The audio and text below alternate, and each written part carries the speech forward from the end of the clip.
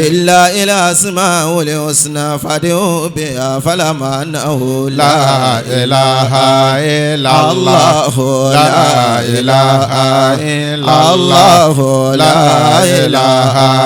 إلا الرحمن لا إله إلا الرحيم لا إله إلا الملك لا إله إلا القدوس لا إله إلا السلام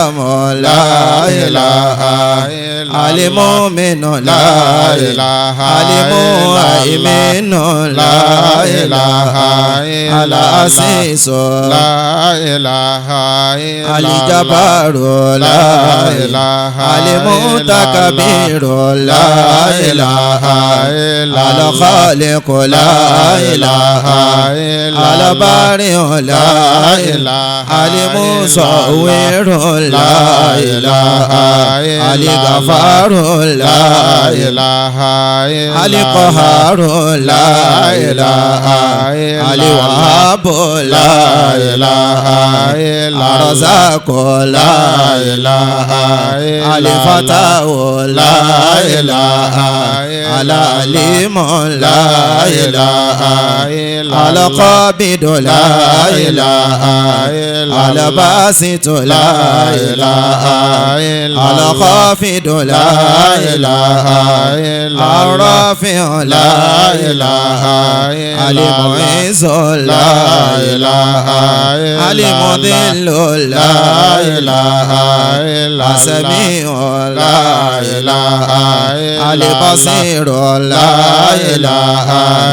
الحكم لا إله العادل لا إله اللطيف لا إله الخبير لا إله العليم لا إله العظيم لا إله الغفور لا إله ọba foríjìn la ilaha dákun wá foríjìn wa la ilaha ẹ̀ṣẹ̀ tá a ṣẹ̀ tó kéré la ilaha èyí tá a ṣẹ̀ tó tóbi la ilaha èyí tá a ṣẹ̀ sọ̀rùn wa la ilaha ó lè dínà gbígbàdúrà wa la ilaha ọlọ́run wá foríjìn wa la ilaha foríjìn wa tó tún kẹ́ wa la ilaha kẹ́ wa nílé ayé àwa la ilaha bó bá tún dà láàkírà la ilaha má fi wá sílẹ̀ láìkẹ́ la ilaha ìwọ ló lè ká pé ẹ la ilaha àpè ẹ bí àṣẹ rẹ̀ la ilaha dáwà ló bí àdéhùn rẹ̀ la ilaha àwẹ̀rù rẹ̀ tí ń pè ẹ la ilaha àtẹ́wọ́ wa sọ́dọ̀ rẹ̀ la ilaha àlọ́wọ́ wa tí àtẹ la ilaha má ṣe jáka ló fìfò la ilaha ọ̀rẹ́ rẹ̀ la fi bẹ̀ la ilaha Muhammad la fi bẹ̀ la ilaha owó la Rasulu la ilaha Rasulu aminu la ilaha aṣakuro la ilaha alaliyo la ilaha alikabiru la ilaha alafiso la ilaha alimukitu la ilaha alasibu la ilaha alijalilu la ilaha alikarimu la ilaha arakibu la ilaha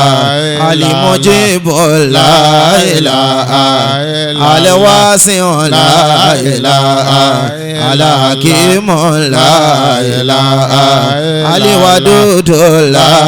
ilaha alimajidu la ilaha albaisu la ilaha ashahidu la ilaha alakun la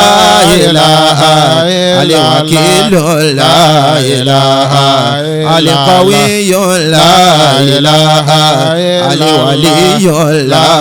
ilaha alimatinu la ilaha alabidu la ilaha alimusin la ilaha dihu la ilaha alimuidu la ilaha alimuye la ilaha alimumitu la ilaha alahayyu la ilaha alqayyumu la ilaha alwajidu la ilaha almajidu la ilaha alwaidu la ilaha alahadu la ilaha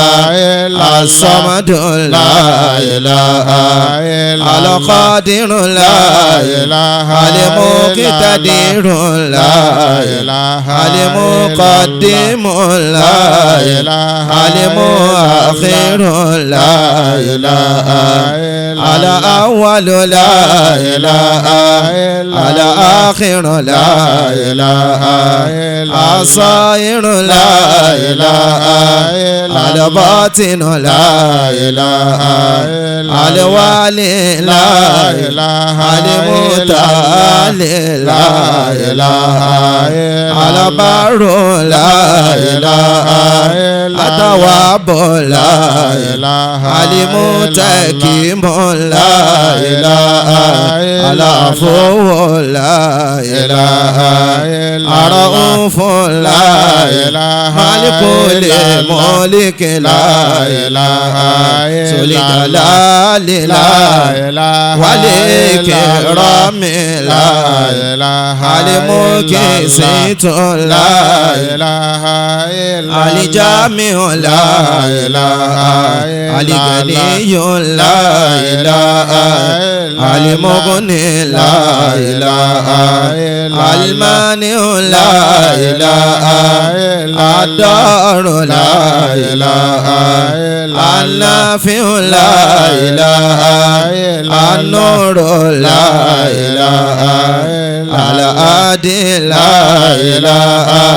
البديع لا إله الباقي لا إله الوارث لا إله الرشيد لا إله الصبور لا إله الله لا إله إلا الله لا إله الله لا إله إلا الله